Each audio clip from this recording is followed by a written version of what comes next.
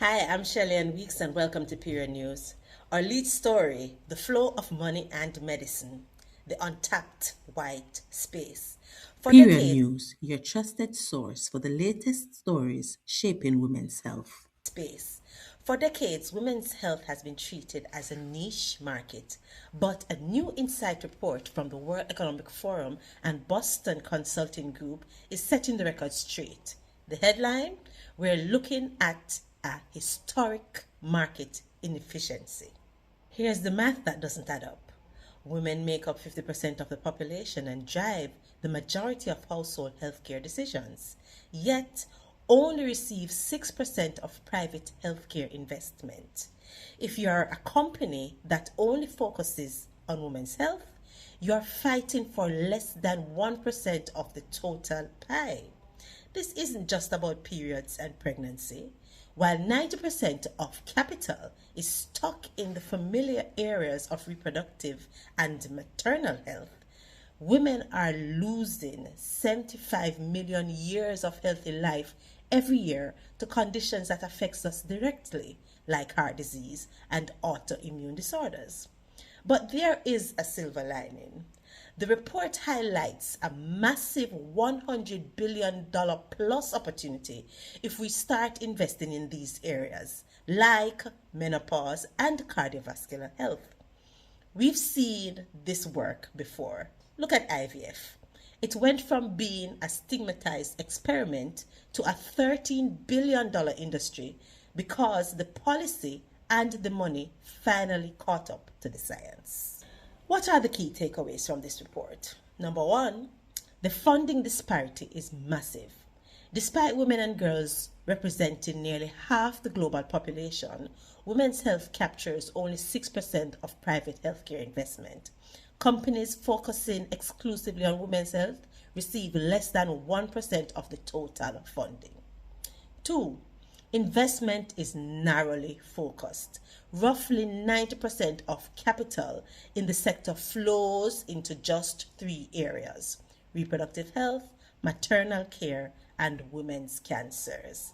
This leaves a significant white space in high burdened conditions that affect women directly and disproportionately, such as cardiovascular disease, Alzheimer's, and menopause. Three, the health productivity gap. While women live longer than men, they spend 25% more of their lives in poor health or with a disability.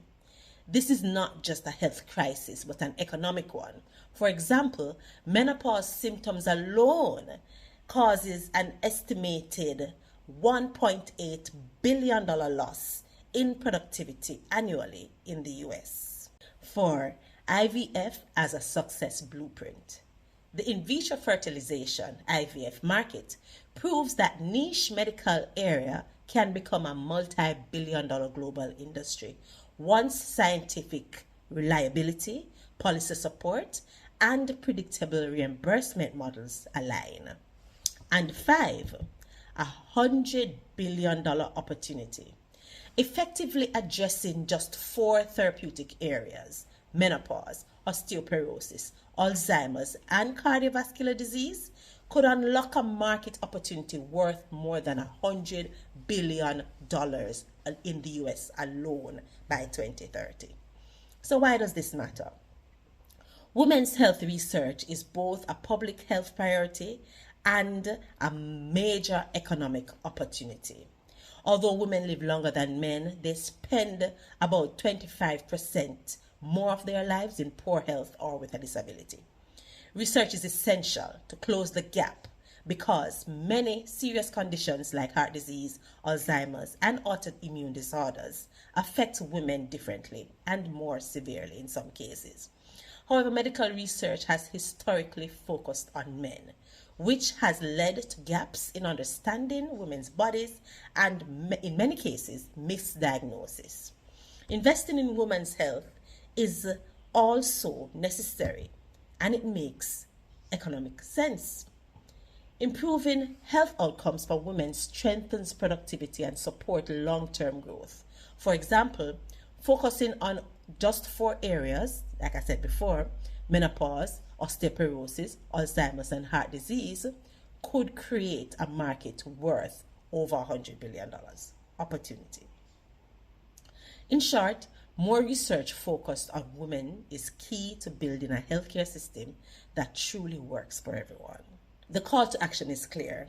We need to modernize clinical trials, expand insurance reimbursements, and stop treating women's physiology as a variant of a male baseline.